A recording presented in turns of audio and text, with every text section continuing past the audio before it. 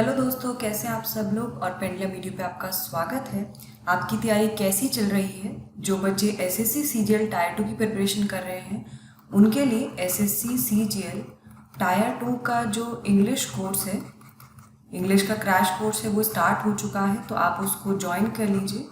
ठीक है, ये कोर्स क्रैश कोर्स एकदम फ्री ऑफ कॉस्ट है एंड डिस्क्रिप्शन में लिंक है, आप इसको जाके देखिए। आपको कैसा लगा अपने इस पर रिव्यूज़ दीजिए।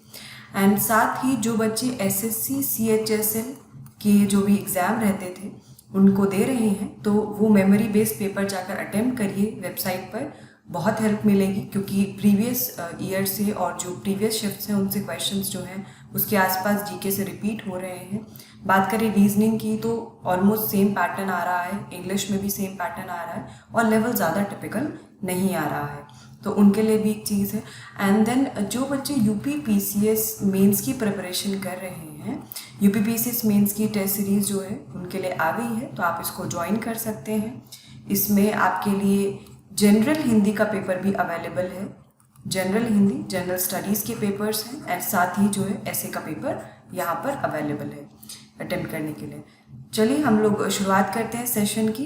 सबसे पहले फटाफट से चैनल को सब्सक्राइब कर लीजिए और बेल आइकन को प्रेस कर दीजिए नोटिफिकेशन के लिए, और वीडियो को अच्छे से शेयर मार दीजिए ताकि ज़्यादा से ज़्यादा बच्चे जो है जुड़ सकें डेली करंट अफेयर्स क्लास के साथ। एंड इसमें हम पहले रिविजन करेंगे कल के करंट अफेयर्स का एंड देन हम आज के करंट अफेयर्स पढ़ेंगे। तो फटाफट से हम जो है शुरुआत करते हैं।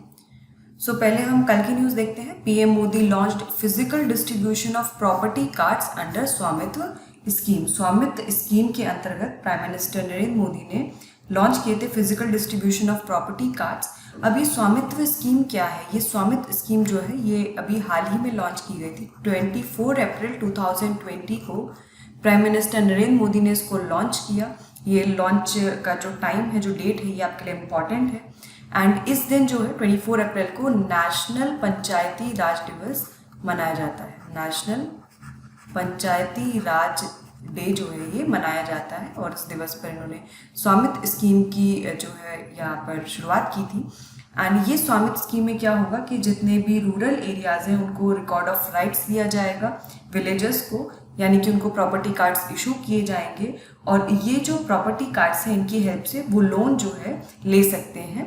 ठीक है, they can keep their papers as the collateral for taking loan.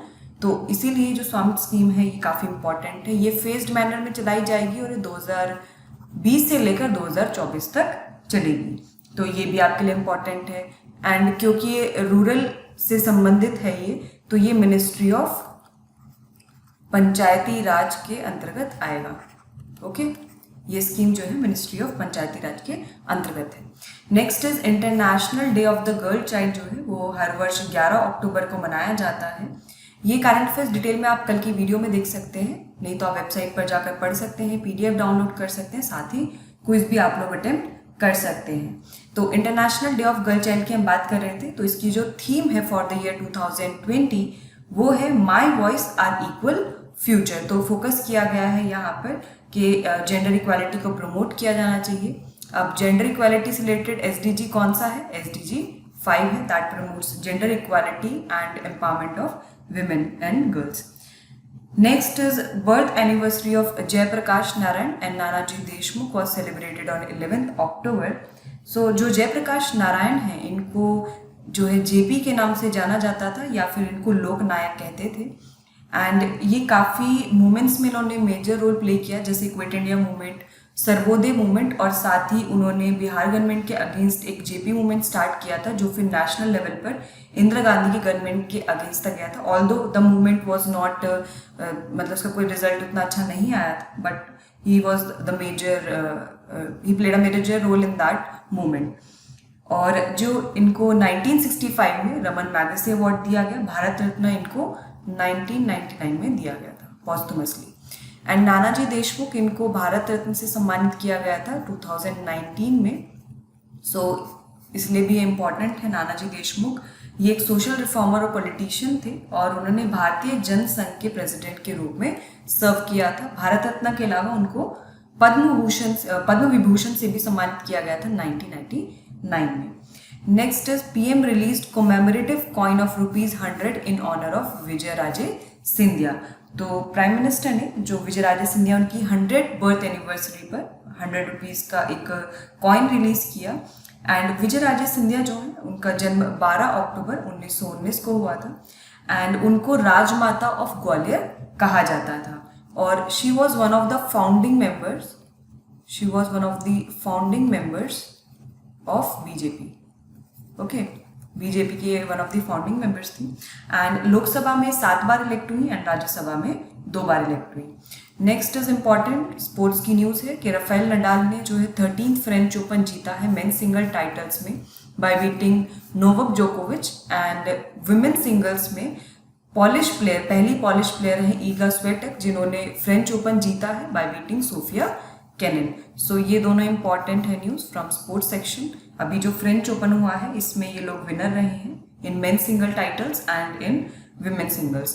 ठीक है, then next is India's all 8 beaches get international blue flag certification in a single attempt. तो ये न्यूज़ पहले भी थी कि ministry of environment forest and climate change ने declare किया था कि इंडिया के 8 बीचेस रिकमेंड हुए हैं for international blue flag certification और पहले ही अटेम्प्ट में इंडिया के सारे बीचेस को ब्लू फ्लैग सर्टिफिकेशन मिल गया।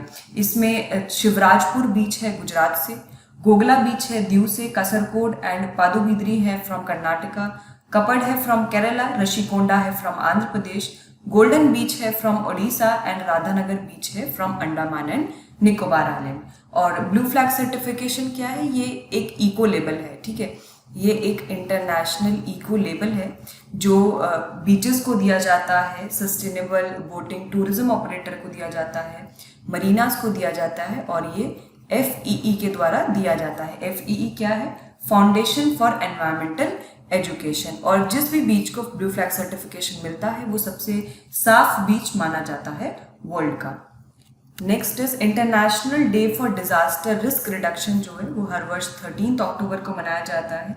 तो बेसिकली इस डे को मनाने का पर्पज़ ये है कि जितने भी डिजास्टर से जुड़े रिस्क हैं उसको जितना ज़्यादा कम किया जा सके वो इम्पॉर्टेंट है और इसके लिए बहुत ही एक अच्छा गवर्नेंस की आवश्यकता है। गुड गवर्नेंस अगर होगा, डिजास्टर रिस्क गवर्नेंस होगा तो जो भी लॉसेस हैं, जो भी रिस्क हैं उसको कम से कम किया जा सकता है और इसमें डिफरेंट स्टेक होल्डर्स का रोल होगा और साथ ही जो पॉलिसीज हमारी फ्रेम होनी चाहिए, जो स्ट्रैटेजी हमारी होनी चाहिए डिजास्टर को कम करने के लिए, वो हर एरिया से लिंक होनी चाहिए, चाहे वो बिल्डिंग कोड हो, चाहे पब्लिक हेल्थ हो, एजुकेशन हो, एग्रीकल्चर हो, वाटर रिसोर्सेज हो, एनर्जी हो, कोई भी क्षेत्र हो। इससे जुड़ा एक चीज़ है कि सेंडाई फ्रेमवर्क।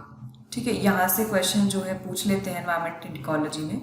देखिए, एनवायरमेंट इकोलॉजी में अगर आपको चीज़ें प्रिपेयर करनी है तो आप बायोडाइवर्सिटी एंड कंजर्वेशन के बारे में पढ़िए और दूसरा क्लाइमेट चेंज से रिलेटेड आप चीज़ें पढ़िए।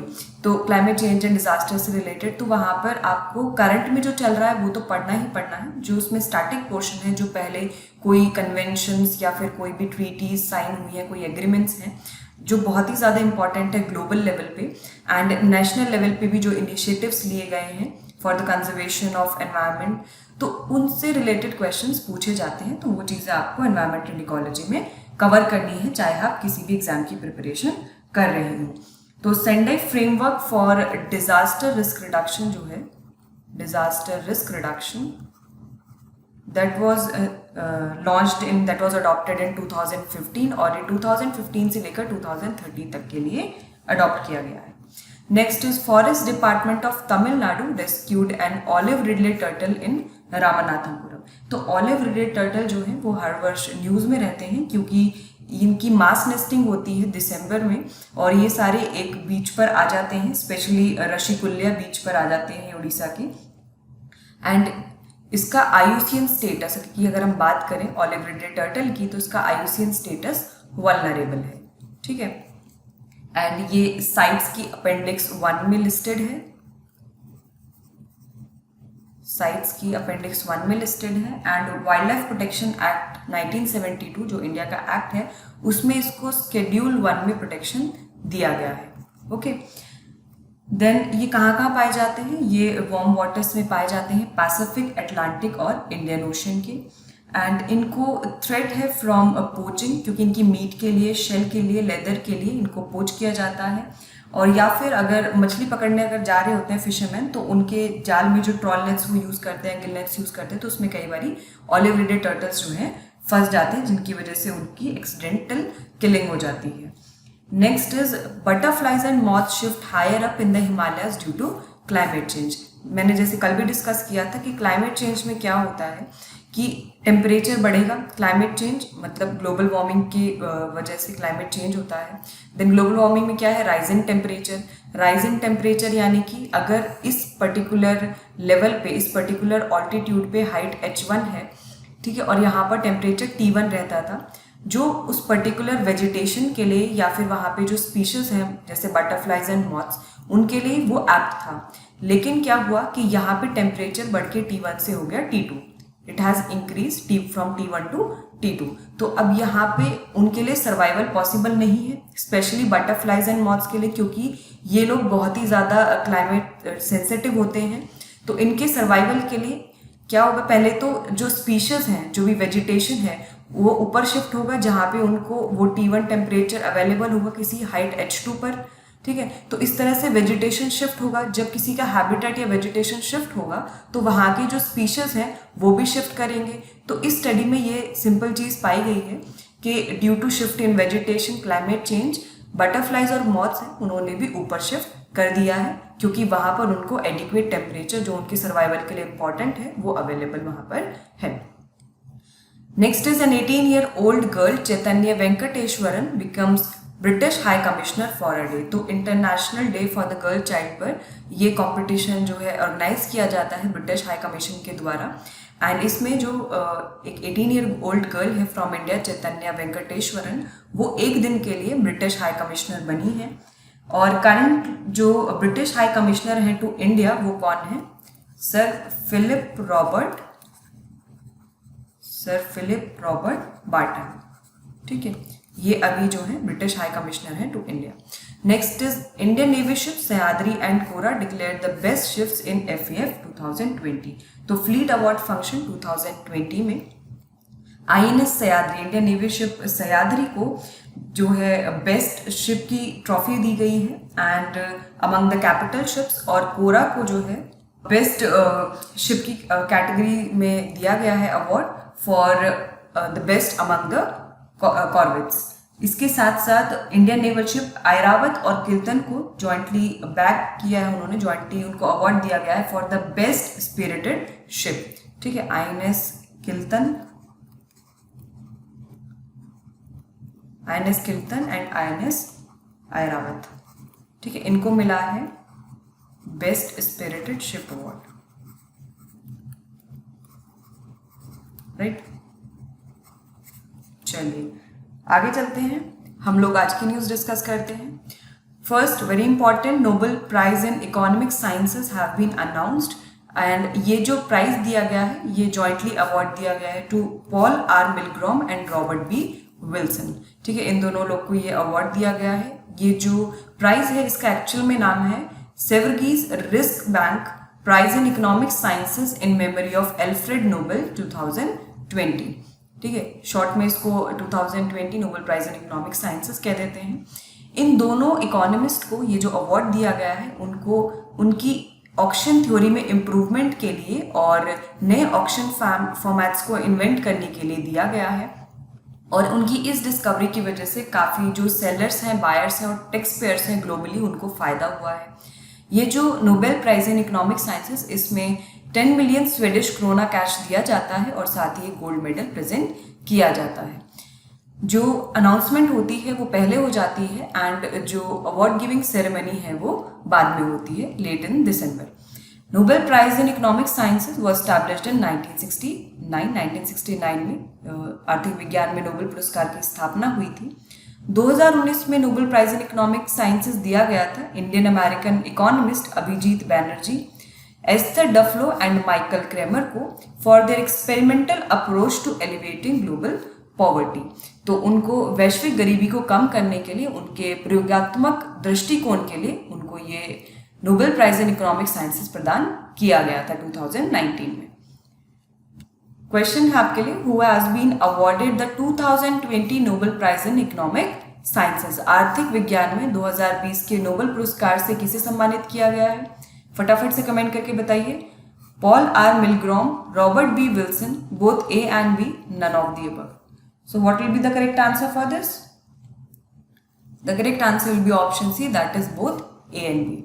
अब जल्दी से कमेंट करके बताइए कि नोबेल प्राइज इन लिटरेचर किसको दिया गया है फॉर द ईयर 2020? जल्दी जल्दी से बता दीजिए। Nobel prize in literature 2020 has been awarded to Louise Glück.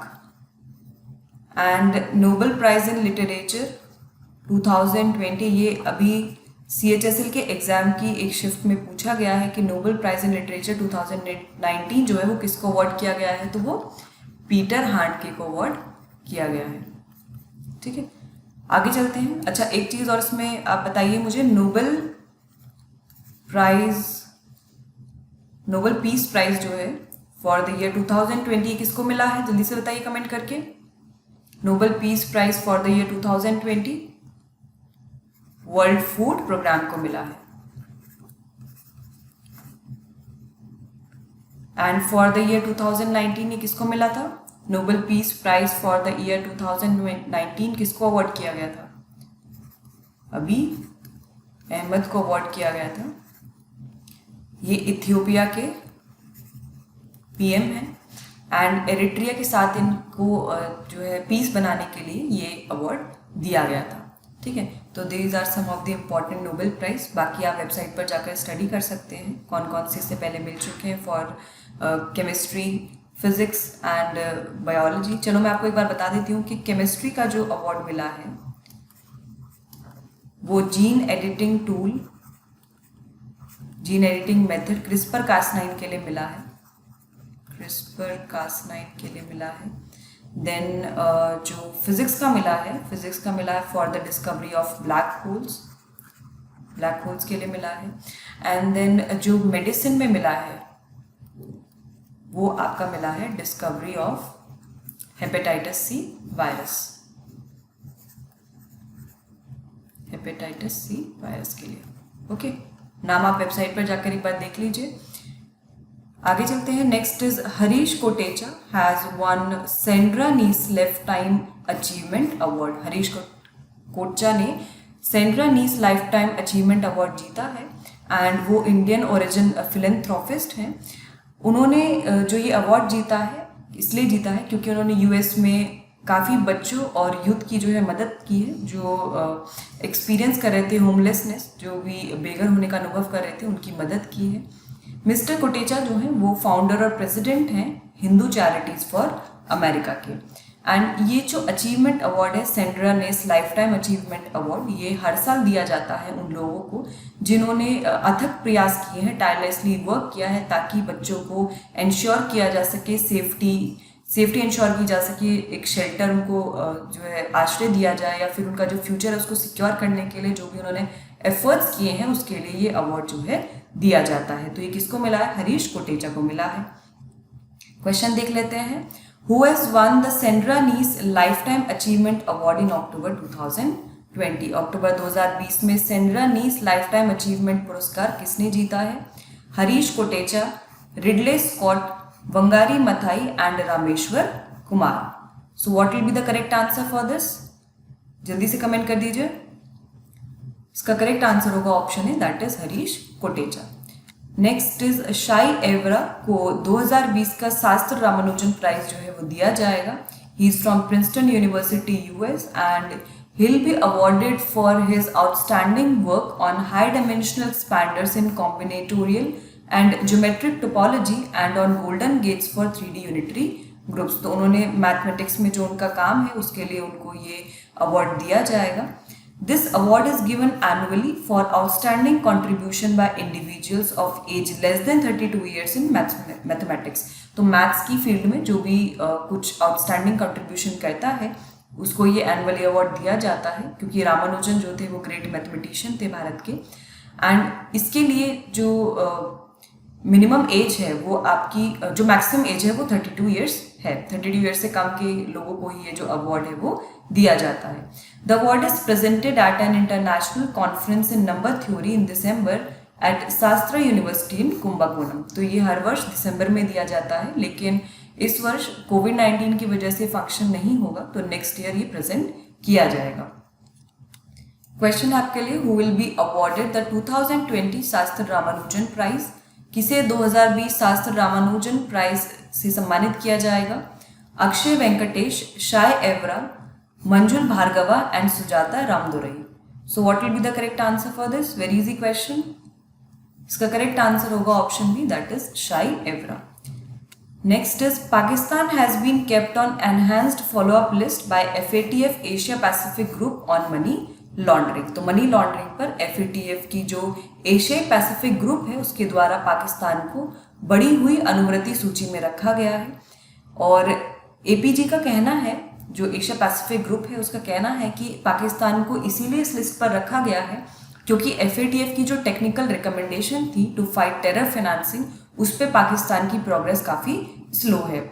Although Pakistan ने रिक्वेस्ट किया कि उसकी जो रेटिंग है उसको रिवाइज कर देना चाहिए, बट APG ने कहा कि क्योंकि आपने टेक्निकल रिकमेंडेशन पे आपकी प्रोग्रेस स्लो है टू फाइट टेरर फाइनेंसिंग, तो इसीलिए आपका जो रेटिंग्स है उसको रिवाइज नहीं किया जाएगा और पाकिस्तान को एनहेंस्ड फॉलोअप लिस्ट पे रखा गया है और इसकी जो प्रोग्रेस रिपोर्ट है वो पाकिस्तान को देनी होगी। Asia Pacific group on money laundering की हम बात करें तो FATF की जो है कुछ रीजनल बॉडीज़ हैं, 8 रीजनल बॉडीज़, उसमें से एक Asia Pacific group on money laundering है। ये 1997 में फॉर्म हुआ था। इसमें 41 मेंबर्स हैं और Asia Pacific group on money laundering का जो हेडक्वार्टर है वो सिडनी, ऑस्ट्रेलिया में है। FATF की हम बात करें, फाइनेंशियल एक्शन टास्क फोर्स, ये 1989 में फॉर्म हुआ था। किस लिए? ताकि मनी लॉन्ड्रिंग और टेरर फाइनेंसिंग को जो है मॉनिटर कर सके।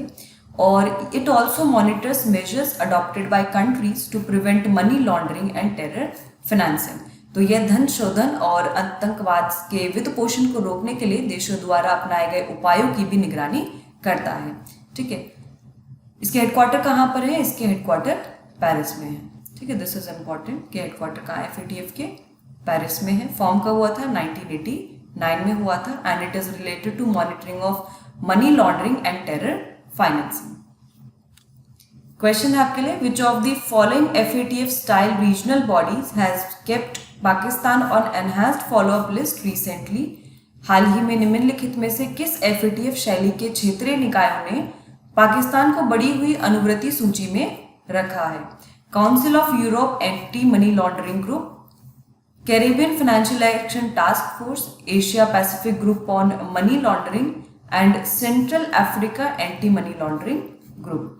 सो क्या होगा इसका करेक्ट आंसर? जल्दी से बताइए कमेंट करके। गाइस कमेंट करते रहिए करेक्ट आंसर, वीडियो को लाइक करिए, शेयर करिए। कोई भी डाउट हो रहा है तो कमेंट बॉक्स में मेंशन करिए। इसका करेक्ट आंसर होगा option C, that is Asia Pacific group on money laundering. Next is a new domestic airport will be developed at Hollongi in Arunachal Pradesh. Arunachal Pradesh के होलोंगी में एक नया डोमेस्टिक पोर्ट डेवलप किया जाएगा और ये ग्रीनफील्ड एयरपोर्ट होगा। ग्रीनफील्ड एयरपोर्ट यानी कि ऐसे एयरपोर्ट जो एकदम बिल्कुल नए तरीके से बनाए जाते हैं और एनवायरमेंट फ्रेंडली होते हैं। And this will developed at the cost of 650 crore rupees and located 15 kilometres from Itanagar. ये एयरपोर्ट जो है इसको डेवलप किया जाएगा on an area of 4100 square metres and इसकी जो कैपेसिटी है ये एक टाइम में 200 पैसेंजर्स को हैंडल कर सकता है विद 8 चेक इन काउंटर्स। उम्मीद है कि ये जो प्रोजेक्ट है ये नवंबर 2022 तक कंप्लीट हो जाएगा। अरुणाचल प्रदेश की हम बात करें तो ये ईस्टर्न मोस्ट स्टेट है इंडिया का। इसकी कैपिटल है Itanagar. Chief minister and governor से काफ़ी क्वेश्चन पूछ रहे हैं SSC CHSL की शिफ्ट में।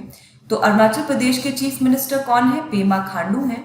गवर्नर कौन है? BD मिश्रा हैं। और अरुणाचल प्रदेश में एक इम्पॉर्टेंट पास लोकेटेड है जिसका नाम है सेला पास। यहाँ पे आप लोकेशन देख सकते हैं अरुणाचल प्रदेश की। ये देखिए अपना बॉर्डर जो है यहाँ पर म्यांमार के साथ शेयर कर रहा है। ईस्टर्न मोस्ट स्टेट है इंडिया का। कैपिटल है इसकी ईटानगर।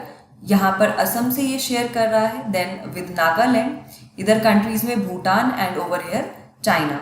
ठीक है, आगे चलते हैं हम लोग। क्वेश्चन देखते हैं, where will the new greenfield airport be developed in Arunachal Pradesh. Arunachal Pradesh में नया ग्रीनफील्ड हवाई अड्डा कहाँ विकसित किया जाएगा? Along airport, Hollongi airport, Daporijo airport and Tezu airport. So क्या होगा इसका करेक्ट आंसर?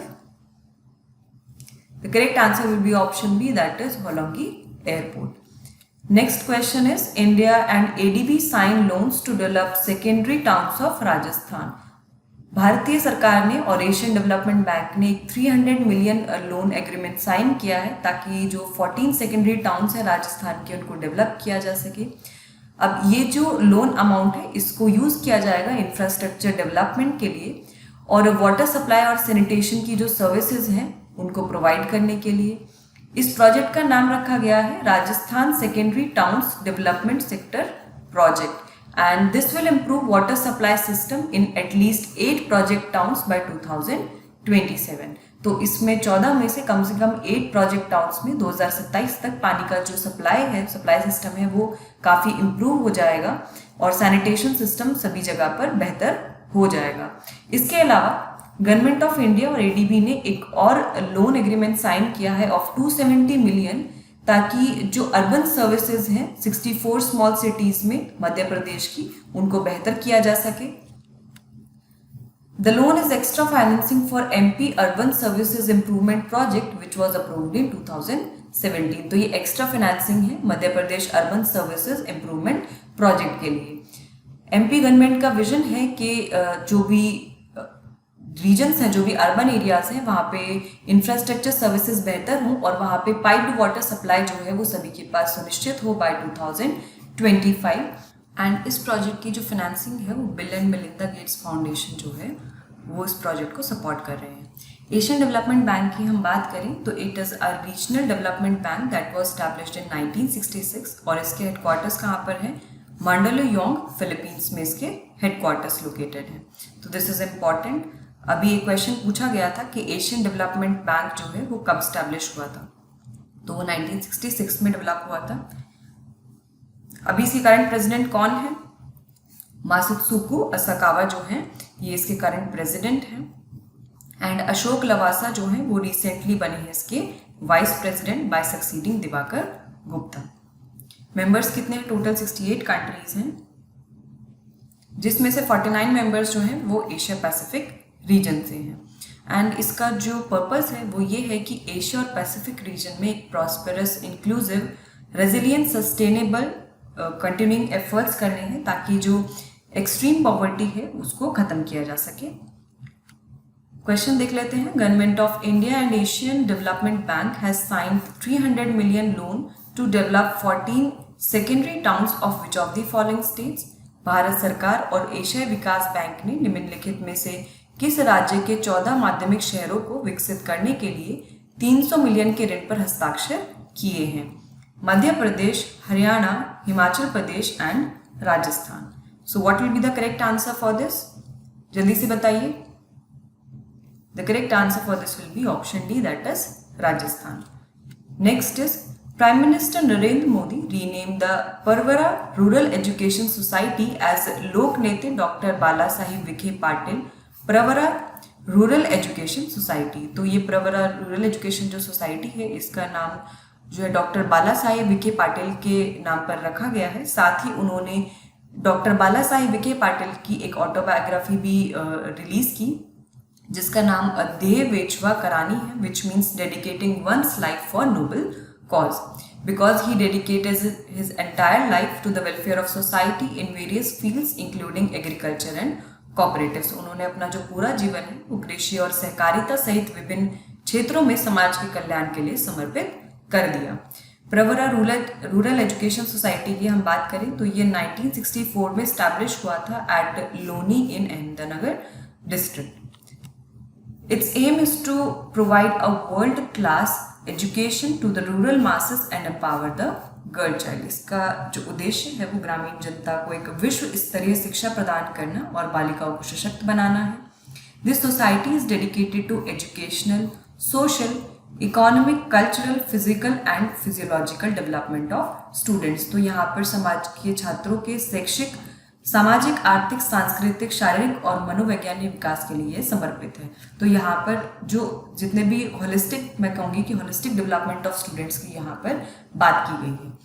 बाला साहिब विखे पाटिल की हम बात करें तो ये 14th लोकसभा के मेंबर थे from Kopargaon and Ahmednagar constituency of Maharashtra, and he was awarded the prestigious Padma Bhushan award for his outstanding work in the field of social work. तो सोशल वर्क के क्षेत्र में उनका जो कंट्रीब्यूशन था उसके लिए उनको पद्म भूषण से सम्मानित किया गया था। He started Asia's first cooperative sugar factory in Maharashtra. उन्होंने महाराष्ट्र में एशिया की पहली सहकारी चीनी फैक्ट्री शुरू की थी। तो दिस फैक्ट इज इम्पॉर्टेंट कि किसने एशिया की first cooperative sugar factory Maharashtra में शुरू की थी, तो बाला साहेब विखे पाटिल ने शुरू की थी। ये पहले यूनियन मिनिस्टर ऑफ स्टेट रह चुके हैं फाइनेंस के, एंड यूनियन कैबिनेट मिनिस्टर रह चुके हैं हेवी इंडस्ट्रीज के। क्वेश्चन देख लेते हैं। Recently Pravara rural education society has been renamed in the honour of. हाल ही में प्रवर रूरल एजुकेशन सोसाइटी का नाम बदलकर डैश के सम्मान में किया गया है। विजय राजे सिंधिया, बाला साहेब विखे पाटिल, प्रणब मुखर्जी एंड रामविलास पासवान। सो क्या होगा इसका correct answer? The correct answer will be option B, that is Bala Saheb Vikhe Patil. And Vijay Raje Scindia की बर्थ एंड 100 बर्थ एनिवर्सरी पे प्राइम मिनिस्टर नरेंद्र मोदी ने एक 100 रुपी कॉइन का एक कॉमेमोरेटिव कॉइन निकाला है। प्रणब मुखर्जी और रामविलास पासवान जो है इनका कुछ ही समय पहले निधन हो गया था, तो ये दोनों भी न्यूज में थे। Next is Tech for Tribals initiative has been launched by TriFed in collaboration with Chhattisgarh MFP Federation and IIT Kanpur. तो IIT कानपुर और छत्तीसगढ़ MFP फेडरेशन के साथ मिलकर ट्राइफेड ने tech for tribals initiative launch किया है।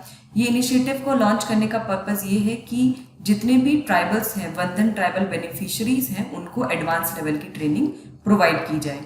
अभी टेक फॉर ट्राइबल इनिशिएटिव है, ये एम करता है कि जितने भी ट्राइबल्स हैं उनका होलिस्टिक डेवलपमेंट किया जाए, जैसे कि उनका एंटरप्रेन्योरशिप डेवलपमेंट किया जाए, उनको सॉफ्ट स्किल्स प्रोवाइड की जाए, आईटी स्किल्स प्रोवाइड की जाए, उनके बिजनेस डेवलपमेंट की जो भी स्किल्स हैं वो उनको प्रोवाइड की जाए सेल्फ हेल्प ग्रुप के द्वारा, ताकि वो जो है बढ़िया अपना परफॉर्म कर सके और अपना जो लाइवलीहुड है उसको बेहतर कर सके। Under this, TriFed has collaborated with many reputed national institutions for conducting training programs। तो उन्होंने नेशनल लेवल के इंस्टीट्यूशंस के साथ ट्राइफेड ने कोलैबोरेट किया है ताकि डिफरेंट स्टेट्स जैसे छत्तीसगढ़, केरला, कर्नाटका, महाराष्ट्र, उड़ीसा, तमिलनाडु, राजस्थान, इन स्टेट्स में जितने भी बेनिफिशरीज हैं वंदन योजना के, उनको ट्रेनिंग जो है प्रोवाइड की जा सके। This will focus on bridging the gap between tribal entrepreneurs and urban market. तो होता क्या है कि जो जितने भी ट्राइबल पीपल हैं वो अपना जो भी प्रोडक्ट है वो मार्केटिंग नहीं कर पाते हैं, वो जो मार्केट्स हैं उसके साथ कनेक्ट नहीं हो पाते हैं, तो वो जो गैप है उसको बिल्ड करने की जरूरत है। ट्राइबल एंटरप्रेन्योर्स को अर्बन मार्केट के साथ जो है लिंक करने की जरूरत है, तो वहाँ उस लेवल की उनको ट्रेनिंग जो है यहाँ पे प्रोवाइड की जाएगी। Under this initiative, beneficiaries will undergo a 30-day program over 6 weeks comprising 120 sessions. तो इन ऑल उनको जो ट्रेनिंग प्रोवाइड की जाएगी वो 30 डेज का प्रोग्राम होगा, एंड इसके जो मॉड्यूल्स हैं वो IIT कानपुर के द्वारा डेवलप किए गए हैं। A skill development program for the youth of Chhattisgarh and Kerala will be launched by IIT Kanpur for helping in the commercialization of the products using MFPs। तो MFP का उपयोग कर उत्पादों के व्यवसायीकरण में मदद के लिए IIT कानपुर द्वारा छत्तीसगढ़ और केरल के युवाओं के लिए एक कौशल विकास कार्यक्रम शुरू किया जाएगा। इस इनिशिएटिव के 3 पिलर्स होंगे: engagement, capacity building and market linkages. ठीक है, पहले तो उनको एंगेज करना, ठीक है, व्यवसाय को बढ़ाना, देन उनकी क्षमता का निर्माण करना, एंड देन उनको जो मार्केट लिंकेजेस हैं उनके बारे में बताना, कैसे वो बाजार से जो है जुड़ सकते हैं। ट्राइफेड की हम बात करें, tribal cooperative marketing development federation of India, तो ये 1987 में डेवलप हुआ था, एस्टैब्लिश हुआ था, एंड ये कौन से मिनिस्ट्री के अंतर्गत है? इजी है, मिनिस्ट्री ऑफ ट्राइबल अफेयर्स के अंतर्गत है। मिनिस्टर ऑफ ट्राइबल अफेयर्स कौन है? अर्जुन मुंडा है। इसका ऑब्जेक्टिव है कि ट्राइबल पीपल का सोशियो इकोनॉमिक डेवलपमेंट किया जाए ताकि वो जो है मार्केटिंग कर सकें अपने ट्राइबल प्रोडक्ट्स की, इसलिए उसको प्रमोट किया जाता है यहाँ पे ट्राइफेड के द्वारा। चेयरपर्सन कौन है यहाँ पे? रमेश चंद्र मीना है। क्वेश्चन आपके लिए, tech for tribal initiatives has been launched by, आदिवासियों के लिए तकनीक द्वारा डैश के द्वारा शुरू की गई है। Tribal cooperative marketing development federation of India limited, TRIFED, national scheduled tribes finance and development corporation, ministry of education and none of the above. So क्या होगा इसका correct answer? Easy question, the correct answer is option A, that is TRIFED. Next is Nihal Sarin जो है उन्होंने chess.com 2020 junior speed online championships जो है वो जीत ली है, that was conducted in Chennai, and उन्होंने रशिया के world junior number 6 Alexey Sarana को जो है हराया था फाइनल में। By winning this competition, this championship, Nihal Sarin has qualified for the 2020 speed chess championship finals. Nihal Sarin जो है ये फॉर्मर वर्ल्ड अंडर 10 चैंपियन रहे हैं, and he will be a member of the Indian men's team participating in the Asian online nations cup team championship. Nihal Sarin की हम बात करें तो he got grandmaster title at the age of 14। He is the third youngest player who crossed Elo rating mark of 2600। He became world champion world under 10 champion in 2014, और साथ ही उन्होंने national child award for exceptional achievement भी जीता था 2016 में। ठीक है, तो ये कुछ इंपॉर्टेंट फैक्ट्स थे रिगार्डिंग निहाल सरीन। क्वेश्चन देख लेते हैं। Which of the following Indian chess players has won chess.com 2020 junior speed online championship? निम्नलिखित में से किस भारतीय शतरंज खिलाड़ी ने शतरंज की 2020 जूनियर स्पीड ऑनलाइन चैंपियनशिप जीती है? सहज ग्रोवर, निहाल सरीन, आर्यन चोपड़ा एंड प्रवीण थिप्से। सो क्या होगा इसका करेक्ट आंसर? जल्दी से कमेंट करके बताइए। Guys keep commenting the correct answer. The correct answer will be option B, that is Nihal Sarin. Next is 5 players from Indian judo team. They'll take part in a Grand Slam 2020 competition. और ये जो grand slam 2020 competition है ये कहाँ पर होगा? This will be conducted in Budapest, Hungary from 23rd to 26 October. And जो ये 5 प्लेयर्स हैं इसमें से 2 विमेन हैं एंड 3 मेन हैं। विमेन प्लेयर्स हैं सुशीला देवी फ्रॉम मणिपुर एंड तुलिका मान ऑफ दिल्ली, वेयरएज जो मेन में है वो जसलीन सिंह सैनी है फ्रॉम पंजाब एंड विजय यादव हैं, एंड साथ ही फॉर्मर ओलंपियन अवतार सिंह हैं। एंड जो कोच हैं जो इनके साथ जाएंगे वो हैं जीवन शर्मा। क्वेश्चन देख लेते हैं। Recently it was announced that 5 players from the Indian judo team would take part in Grand Slam 2020 competition in dash। हाल ही में घोषणा की गई थी कि भारतीय जूडो टीम के 5 खिलाड़ी डैश में ग्रैंड स्लैम 2020 प्रतियोगिता में भाग लेंगे। Budapest Hungary, Paris France, Kyiv Ukraine and Veena Austria. तो क्या होगा इसका correct answer? Very easy question. The correct answer will be option A, that is Budapest Hungary. Next is national super computing mission के अंतर्गत एक MOU साइन हुआ है between NIT Tiruchirappalli and CDAC Pune for installing state of the art super computers.